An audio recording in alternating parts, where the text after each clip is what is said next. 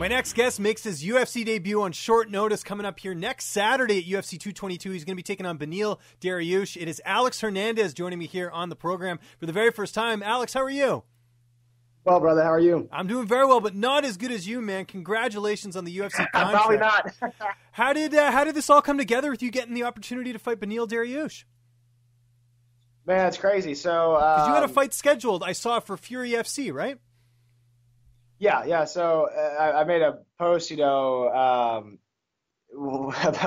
the UFC contract. It's funny how, this all plays out. It's a crazy world, this MMA game. One moment you're thinking about, fighting next to a mechanical bull on a fucking, Western dance floor, and the next you're getting called to Vegas. But I mean, that's just kind of the way the business goes. But man, I've been lining up my preparation so well. I mean, I train harder and prepare more so than I feel like most people in the UFC, or in my head, anyone. I'm a workhorse. I always have been. I quit my job, last year because I had what I like to call a quarter life crisis, and thought, man, I got to shit or get off the pot. I need to put everything into this. And I do devote a ton of energy, but it was just draining trying to balance, 4-hour training days and 10, hell, sometimes 12-hour work days. And so I was like, I got to stop. I got to get some rest. And I just became more efficient, became more of a locomotive in just the sense of putting it all together. I'm just a machine with the training, the diet, the recovery, mobility, just everything that we're putting together. And so a culmination of all that, a shitload of luck, and then my manager coming in super clutch and securing this deal, it just kind of happened. And, like you said, we were sort of lined up for next Sunday for, granted a different opponent, but I don't train for any opponent ever. My opponent, man, this last camp, I had 3 guys fall. Every single week was a new surprise. Week 3, okay, this guy's out. All right, well, fucking A. So in week 2, new guy. No, okay, end of that week, a new guy. And then yesterday, 2 days ago, we get the call, well, hey, do you want to just go to Vegas instead? Well, fuck yeah. Oh, by the way, who am I fighting? Oh, I think you might fight Dariush. Okay, awesome. Put him on. Like, we've been training for I train to improve myself every day and be great at every facet, because you have to at this weight. They're so dynamic. And so, Dariush or anybody, it doesn't really matter, man. It's a hell of an opportunity. Okay, so just to clarify this, you said 2 days ago, so we're recording this on Saturday, February 24th, right now during UFC Orlando. So you found out on Thursday then, on the 22nd. Yeah, so Thursday afternoon, around 2:30, I got a smorgasbord of calls. I had my phone away. I was doing some recovery and movement and stuff, and I had a coach come kicking open this. I was at this obscure little gym. Comes kicking open the door. I'm like, dude, how the hell did you even find me? Let alone who lets you in? It's like a security lock door. And he's like, have you checked your fucking phone? And so we go out, and I call back my manager, Jason House, and my head coaches, Jason Yarrington over at Han and everybody. And he gives me the scoop that there was 2 potential prospects for one at 155 for next weekend in Vegas at UFC 222. And that they had somebody fall through. Again, he was like, I know you were kind of gearing up for a different fight, but you were getting in shape and stuff. And I told him you'd be perfect. You want it. And again, of course I was like, absolutely. Some people they need more time. They need a better opponent. People like cookie cutters. People like to get in the UFC sometimes and have themselves kind of pampered in and have things lined up perfectly right with the stars all aligned, but nothing's ever 100%. Nothing's ever, but you take advantage of those moments and you make them historical. And that's exactly what we're doing here. I think this is an awesome match. I think it's an awesome opportunity. I fucking love that he's like top 10 or top 15, whatever, man. I mean, who's gone in there and murked somebody like that? Nobody has. This is huge. It's an awesome opportunity, and I couldn't be more ecstatic, dude. I feel, like I said, everything that's lined up as far as my decisions to gear myself to this moment have been, astronomical. It's literally in the stars. So it's, I'm fired up, dude. It's awesome. Who's the first person you told when you found out the news? When Jason called me in the afternoon, I didn't talk about it with anybody, because at this level, when you're on the brink of the UFC, you get teased quite a fucking bit. You're constantly getting teased. And so I take it with a grain of salt. It's like, okay, yeah, that's there, but I'm not going to overthink it. And so I didn't really talk about it. And then we talked some more in the evening, and it was uncertain. We had a pretty funny conversation right before he was about to go accost Son Shelby at a bar. And it wasn't until that night, it was like 11:15, I was talking to one of my, he's kind of like on-site gym manager. He's sort of the glue to the whole gym and kind of one of my coaches and Mittman. I was talking to him at night, and then I got that call from Jason, and I wasn't really sure what he's going to say. And when he gave me the news, every emotion you could fathom kind of hits you at once. I mean, it's just everything, and you don't really know how to feel. And so then I hung up, and I got my dad's ass up. I called my dad. I think I called my dad first. Of course, I called it was either Jason, my head coach, or my dad, one of the two. Either one right after the other. I can't remember. I just called all the people that are going to be in my corner and that are going to be on this trip with me. And so just that inner circle of gym folk, really. And then the next morning, started expanding that. I posted, I've got, how people have group chats with circles of friends and stuff. So I just dropped like a little low-key bomb at night to everybody. And then by the time I woke up, it was, Yeah. I wasn't off my phone at all, the whole day. And it was just crazy running around, getting everything lined up and done for the UFC. So Friday was a daze. And then it was so nice today, Saturday, whatever it is, 24th. It was nice just getting back into the gym and focusing on what matters. And that's just training and just destroying this guy. And you mentioned quitting your job last year. What is it you were doing for work before? I was a loan officer. Oh, interesting. Okay. Yeah. So mortgage loan officer. And again, it's the same kind of, it's not the same kind of grind, the same mental grind. It's 100% commission and drive. And everything I do, I try to be the best at. I don't always claim to be the smartest guy in the room, but I swear to God, whoever you put me next to him, I work harder than him. And so, and I apply that to everything. And so I was doing really well. And it's an extremely lucrative business. And so I was doing really well in it. And it was kind of a scary thing to think about letting go. But it was like, man, just reach in between your legs and grab some nuts and like, let's fucking chase our dreams and stop. I can't just be can't be scared of what you can accomplish or fearful. I talk so much shit to myself, like, you could just do this, you can do this, you can do this. And finally it was like, dude, prove it, do it. And so it was nice it was an extremely liberating feeling to let that go and dive all the way in, followed by an extremely anxiety filled feelings like when it all settled. But it's good. I think they really complement each other because I grew a lot in maturity and mental confidence in the things that I had to accomplish and the people I had to speak in front of and conferences I had to hold and educations I had to teach in my personal business that translate into just confidence and know-how in myself in mixed martial arts business. And so it's kind of a beautiful tandem between the two. Excellent, man. I love hearing that. I know you don't really focus on your opponents. You're more concerned what you bring to the table. But just looking at this fight on paper, how do you feel like you match up against Dariush? Man, that's not a terrible matchup for him.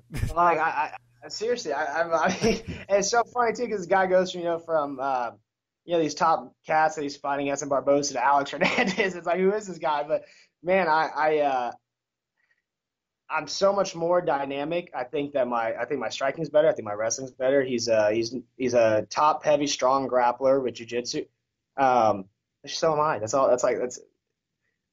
Again, at this level, if you have any holes, be it on the ground, on your striking against the cage and the clinch, you will be exposed. You'll be exposed violently.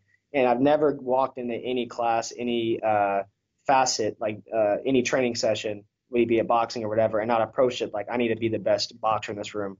I need to be the best, jiu-jitsu practitioner in the room. Whatever it is I do, I have to be the best at that art, and I put it all together. And that mentality over the last 8 years, and I've been grappling, wrestling for over 10, it's kind of taken me to this point to where I don't fear really any particular opponent, and I'll just have an answer for him. Whatever his game is, we counteract and we move forward. And so I think it's a really cool thing that he's that highly ranked. I think it's a badass thing that I get the opportunity to fight him. Do I respect him? Of course I respect him, but I'm gonna run through him. I just have the confidence to know that I'm hungry. I'm gonna beat him, and I have all the tools at my disposal. What he has is experience in the UFC, experience in the cage that obviously I'm not going to make up overnight, but it's all mental warfare at this point. It's about confidence, about knowing you can do it. And so I need to be absolutely 100% certain that he doesn't know any more he's going to do it than I do. I know this is mine. I know I'm going to get there. I'm going to eat him. I'm going to put the whole team on my back, and we're going to be fucking successful in the UFC. And that's it at the end of the day. And so he can't match that. He's not going to match that cadence, my pace, my mental cadence. And just that know-how is going to excel. It's going to expose a lot of holes in his game. It's expose him on the feet. He's right. And let's talk about your team. Who are some of the people that are helping you get ready for this fight? So my core group, I got, I actually live in New Braunfels now. I moved out there to work with, man, this guy's a little bit of everything. He's my strength conditioning.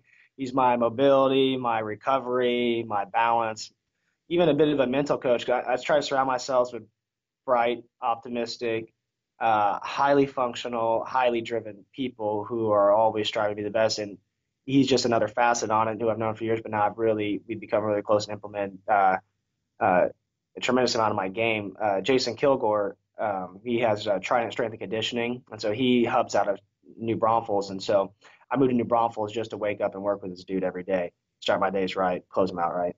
Jason Yarrington's been my head coach of Ohana Academy since day one. Since I was 18 years old, I've been working with this guy. And people always say, "Oh, we're going to go." I've trained at other places and stuff and excel and feel great. But it's always just been like for a moment because I just want to get a feeler. People always ask, "Oh, were you going to explore out of San Antonio?" Because it's not a known hub for fighting. And I'm like, you don't understand the people that I've linked up with and the people that I've seen and the way that we've touched each other in a sense that we build each other and we can excel. And so Yarrington's been my day one guy, and we have grown so much together. And with that, I've got John O'Rourke, who's, again, he's like the fabric of it all. He's the glue of the gym, nicknamed Handjob, because one of our first professional fights, someone made a joke about it, but he's our mitt man, and he wraps all of our hands, and he puts everything together, and he's a smooth practitioner with the gloves, and so he got the name Handjob. And so that's our other cat. And then we've got boxing and striking coaches, Coach Ellis, who's a guy who's got his own gym now. They stints out. He'll come into Ohana. I'll go out. That's a boxing guy. And then I've got some practitioners I like to work with regularly, be it either a guy named Joe, Mittman Joe, who's big on the scene here. And then we got a ton of partners. I've got Washington Luz, who's a world champion out of Brazil. He's here in town. I think he's even trained with Dariush before. That's the guy he knocked out Pete Spratt, right? He knocked out Pete Spratt last year, and now he's lined up for another fight this next Sunday, and he's going to kill it. He's an incredible striker, and he's so unorthodox, so long, just something you don't find. And that's what we practice is being original at Ohana. And we stress originality, and we stress finding what exploits you as the best and then amplifying that. And then, of course, fine-tuning the basics always, but really being unique in your craft. And so he's tremendous in that. I've got a huge core group of professionals. Ray Rodriguez is a stud. He's like the number one, depending on how much weight you put on Tapology. I know he's number one, but he's the number one ranked featherweight. He's great. Yeah, 145 out of the whole area. Gleitson Pony, who's he's two-stripe black belt, who we just import this guy from Brazil. He's been here for years now. He's one of us. He's a freaking stud on the ground, and he matches his jiu-jitsu pressure is so terrific to correlate to MMA, and so he's a great guy to be practicing on the ground. And then we have a handful of other studs, amateur guys that are coming up, and professional ones that circulate between our gyms and others. And so it's a good core group, and it's a good group of guys that understand how to work with each other without killing each other day in, day out, so we can hit those 6-hour days day in and day out. It's good. It's a beautiful thing we got going. And how's the weight cut going? You were supposed to fight anyway, so I imagine everything's on point. Dude, everything's on point. Weight cuts become to a decimal, just proficient. I'm in a great place as far as energy, strength. Again, working with Trident Strength down in Braunfels, we become more efficient with our training as far as that strength and conditioning, as far as what's going to implement better in the fighting. And so you're not burning out your muscles doing too much extensive, weights or this and that, and then you're sore when it comes time to practice. I feel like I'm stronger than I've ever been and looser than I've ever been, lighter, and that's just a beautiful thing. And then when you complement that with a smooth weight cut, because we've got our nutrition down to a point, I spend my days inundated in this game, be it listening to podcasts, watching film, obviously training all fucking day. But I listen to a lot of really, really intelligent people, and I picked up some really good tips. I've also been cutting weight since I was 13 years old. I did a lot of stupid ass things when I was there. I'm sure I'd probably be 6'2" right now if I did it better. But there's a lot of things I've picked up and learned about my body over the years, and now really listening to a lot of the right people these days. That's really changed the game for me. And so I feel like I'm at a place where I can train an entire day. I don't need to take naps. My weight's on point. My strength feels good. And just mentally, that really helps drive me forward too. So yeah, weight's on point. Cardio's on point. I can tell. God, poor bastard for having a 7-day notice to fight me. God. How do you see this fight unfolding on March 3rd? It's funny. We're both forward pressing people. And so, it's probably going to be a fight to control the center. I think he's going to come forward the way he does, heavy. I'm just going to be more dynamic. I'll be more swift, be more precise. And that precision is going to kill him. I think that I will be so much more lighter and dynamic. And he's never seen anybody like me, but no one in the UFC has ever seen anyone like me, especially at this weight class. Maybe they've seen styles like this at 135. They've never seen someone as fast and dynamic at a 55-pound weight. The whole good Connor, you're stuck in the mud. I mean, that's a true statement. A lot of people are. And so being as dynamic and fierce as I am, I'm just going to expose angles that he hasn't seen, footwork, and again, just these tendencies that he gets stuck into that, again, I think that I'll be able to exploit and just move on and catch him. I don't really care where the fight goes, and truthfully, I'm not even going to overstudy him because he's just another guy. The UFC is just another promoter. I'm not going to overstress anything. If he's not going to take me down, he can't hold me down. If I feel like taking him down, I feel like that's going to be a cakewalk. My wrestling's worlds above. But I think the stand-up is where it's going to really highlight. And then just once those first few shots land, if it's not over, then we're just going to see wherever the fight organically wants to flow, and that's what we do. I don't overthink any specific game plan because, again, we try to be strong everywhere. Very cool. Is this your first time to Vegas? Second time. First time was for far different purposes. Yes, of course, I imagine, yeah. I don't know which one had worse intentions at the end, to be honest. They're both pretty heavy. But this would be the second time to Vegas. I guess this one's for a much more pure purpose. So this is I'm extremely excited. And we're certainly excited for it, man. It's UFC 222 coming up here March 3rd. Alex, thank you so much for the time today. I really appreciate it. I know you got a million things going on. Just remind people where they can find you on social media. And if you got any sponsors or shout outs, the floor is yours. Yeah, man, appreciate it. So check me out. Check us all out. So Alex Hernandez 155 on Instagram.